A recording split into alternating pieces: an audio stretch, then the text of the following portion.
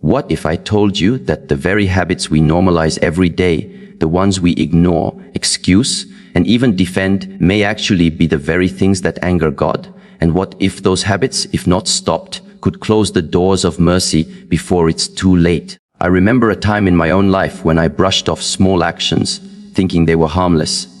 A little lie here, a little anger there, a little arrogance in my walk. I thought to myself, everyone does this, it's no big deal. But one night, after a hard situation, I found myself alone, questioning why things were falling apart in my life. That's when it hit me. My habits were creating distance between me and the Creator. It wasn't about one big mistake. It was the repeated little ones, the silent killers of the soul that were slowly erasing my peace and blessings. And that's when I decided, before it's too late, I must change. Today I want to share with you 9 habits that anger God, habits you must stop immediately if you truly care about your soul.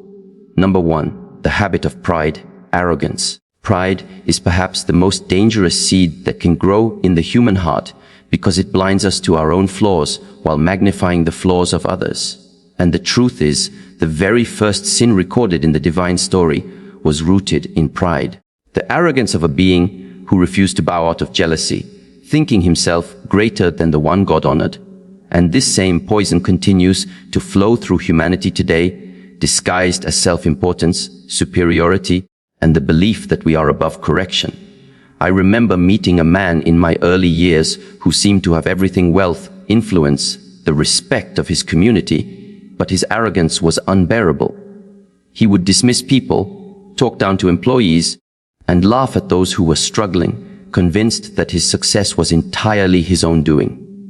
One day he mocked a poor worker in front of everyone, ridiculing him for wearing torn shoes.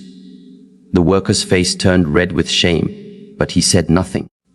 A few months later, the businessman's world collapsed. His company was exposed in a scandal. His assets were frozen, and the same people he once believed now turned their backs on him. I saw him sitting alone in a corner of a cafe, head bowed. No arrogance left in his eyes, just emptiness. And when I asked him what happened, he whispered, "I thought I was untouchable. I forgot where my blessings came from." That moment struck me deeply because it revealed how pride not only angers God, but also strips away our humanity, making us forget that everything we have, our breath, our talents, our opportunities, is a gift, not a personal invention. Arrogance creates a barrier between us and God, because it replaces worship with self-worship. When we see ourselves as too important, we silently tell the Creator, "I don't need you." The truth is, the higher pride lifts you, the harder the fall will be. And history is full of empires, kings, and rulers who thought they were invincible, only to be humbled into dust.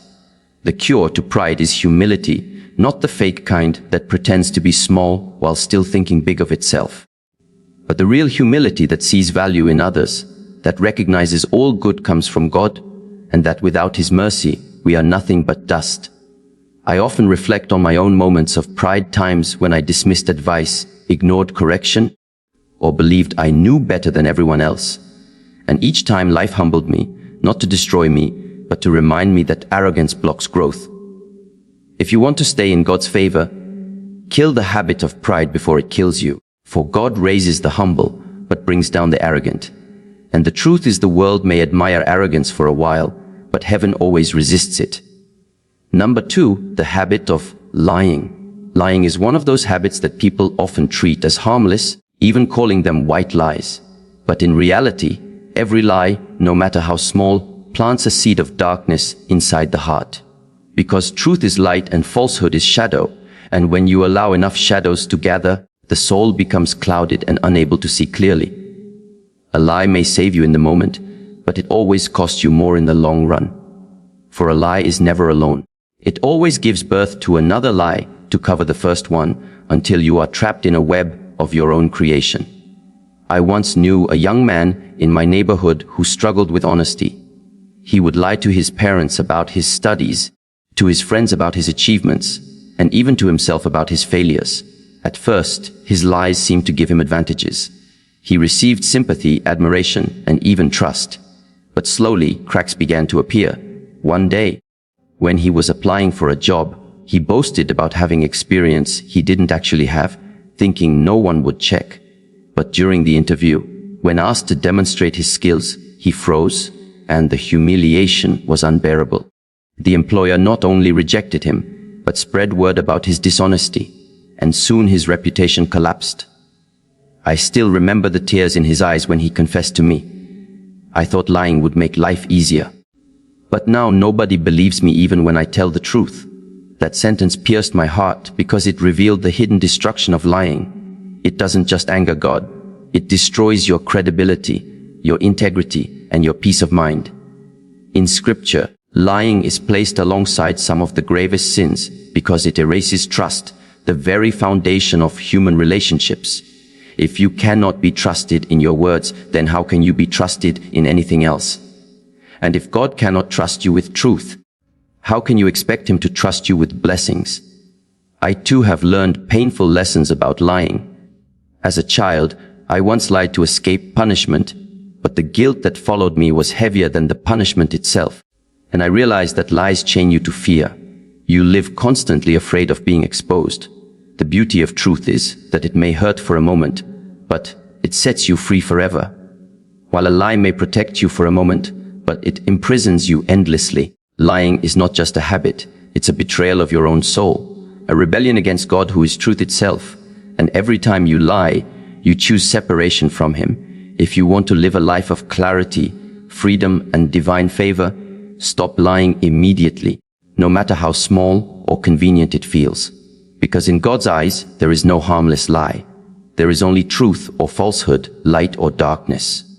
And the choice you make determines the path your soul will walk. Number 3, the habit of injustice. Injustice is one of the most destructive habits that angers God because it violates not only the rights of people, but also the balance that the Creator has placed in the world. And the frightening truth is that oppression, whether great or small, never goes unnoticed by heaven. For every tear shed by the oppressed is recorded, every silent cry is heard, and every abuse of power is weighed on the scales of divine justice. Injustice doesn't always wear the face of kings and tyrants. It lives in daily life, when an employer underpays a worker while living in luxury, when a person cheats in business, when a parent shows favoritism, or when someone uses strength, wealth, or influence to crush those who cannot defend themselves. I remember a powerful story from my own community. There was a wealthy landlord who owned several properties, and one poor family rented a small house from him. When the father lost his job and couldn't pay rent for 2 months, the landlord showed no mercy. He threw the family out in the middle of winter with their children shivering on the street. I will never forget the image of the little girl clutching a broken doll, asking her mother why they couldn't go back inside. People whispered about how cruel the landlord was, but he didn't care. He laughed, saying, "This is business, not charity." Years later, that same man lost everything in a financial collapse. His own children abandoned him. His friends disappeared and he died alone, forgotten, while the family he once threw out rebuilt their lives slowly with dignity and faith. That story stays with me because it taught me that injustice is not just about what you do to others. It is a direct challenge to God, as if saying, "I can harm without consequence." Yet consequences always come, even if delayed. I have seen this truth play out in my own mistakes too. Times when I judged someone unfairly or took advantage of a situation, I felt the weight return to me in unexpected ways, a reminder that injustice never leaves the soul untouched. God's anger burns fiercely against those who oppress, because injustice crushes the weak and mocks the very mercy He commands us to show. But the good news is, just as oppression is punished, justice is rewarded when you act fairly, when you protect those weaker than you, when you stand against unfairness even if it costs you something. You align yourself with the very character of God who is just, and that is the cure. Choosing fairness over selfishness, mercy over cruelty, compassion over greed. Injustice may bring temporary gain, but it always brings eternal loss. And justice may bring temporary sacrifice, but it always brings eternal favor. If you truly want to walk in God's light, you must cleanse yourself of the habit of injustice. For every act of fairness is a shield against His anger, and every act of cruelty is an invitation to his wrath. Number 4, the habit of hypocrisy. Hypocrisy is one of the most dangerous spiritual diseases because it creates a split between what we appear to be and who we truly are. And that split doesn't just deceive others. It deceives ourselves and insults God, who sees the hidden reality behind every mask we wear. Hypocrisy is not only standing in front of people, pretending to be righteous while hiding corruption. It is living with double standards, saying one thing while doing another, preaching values we ourselves refuse to follow. The frightening part is that hypocrites can even fool entire societies, but they can never fool the Creator, who knows the whispers of the heart. I remember a man in our city who was respected as a religious leader. He prayed in public, spoke about honesty, and carried himself as though he were a model of faith. But behind closed doors, he cheated people financially, manipulating them with sweet words while stealing their trust and money. I still recall a young widow who came to him for help, and instead of supporting her, he used her vulnerability to enrich himself, convincing her to invest her late husband's savings in his business project. Months later, everything collapsed. She lost every penny, and when she begged him for answers, he denied responsibility and even tried to silence her. When the truth finally came out, the community was shocked. But what struck me most was his own reaction. Instead of repenting, he continued to play the part, still pretending to be holy, still hiding behind his image. Eventually, life stripped him of everything. His reputation shattered. His followers abandoned him. And even his family suffered the consequences of his double life. Watching this unfold shook me because it reminded me that hypocrisy is not a mask you can wear forever. It will eventually rot your soul from within and expose you before the world. And I must admit, I've tasted a small piece of this danger myself. Times when I advised others to stay disciplined while secretly neglecting my own discipline, or when I demanded truth from others while excusing my own little dishonest. Each time my conscience burned, teaching me that hypocrisy isn't always loud. Sometimes it whispers in our compromises, in our private excuses, in our hidden sins we refuse to confront. God's anger towards hypocrisy is fierce because it corrupts faith from the inside out. A sinner who admits his sin is closer to God than a hypocrite who hides it under false righteousness. The cure is painful honesty, to look in the mirror and ask, am I the same in private as I am in public? To drop the mask and live with integrity, even if it exposes our flaws. Because true strength is not in appearing perfect, but in being authentic and striving sincerely to improve. If we want to draw closer to God, we must cleanse ourselves of hypocrisy. For He does not love masks. He loves truth and the soul that dares to live it. Number 5, the habit of ingratitude. Ingratitude is a silent thief that robs the soul of peace, poisons relationships, and angers God because it blinds us to the countless blessings that surround us daily, replacing wonder with complaint and humility with entitlement.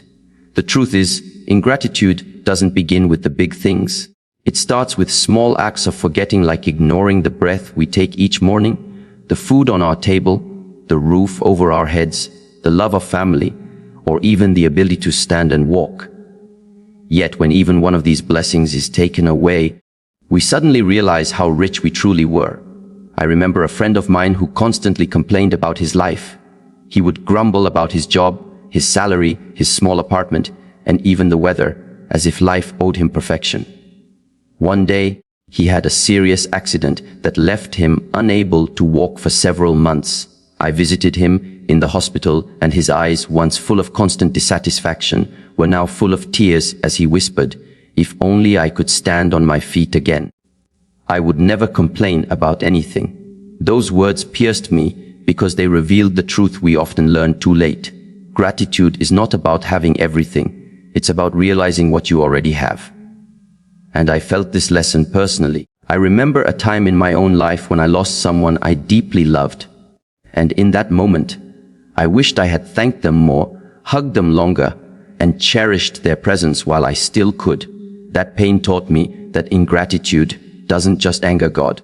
It robs us of the joy of the present and leaves us drowning in regret when blessings are gone.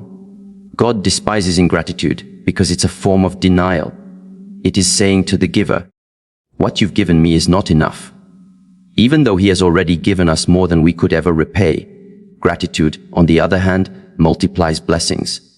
It softens the heart, deepens faith, and attracts more goodness into our lives. When you thank God for even the smallest things, you honor him.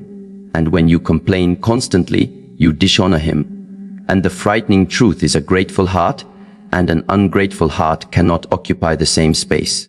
Whichever one you nurture will dominate your life. If you cultivate gratitude, you will see blessings in even the hardest trials. If you cultivate ingratitude, you will find reasons to complain even in the middle of abundance. So, the cure is simple yet profound. Train yourself to see, to notice, to appreciate, and to say thank you, not only with words, but with the way you live. When you wake up, thank God for another chance. When you eat, thank him for provision. When you face trials, thank him for the lessons hidden in, because the habit of ingratitude is one of the fastest ways to lose God's favor. But the habit of gratitude is one of the fastest ways to gain his love. Number 6. The habit of neglecting prayer and worship. Neglecting prayer and worship is one of the most dangerous habits that angers God, because it is not simply the absence of rituals. It is the silent declaration that we are too busy, too distracted, or too self-sufficient to turn our hearts toward the one who gave us life itself.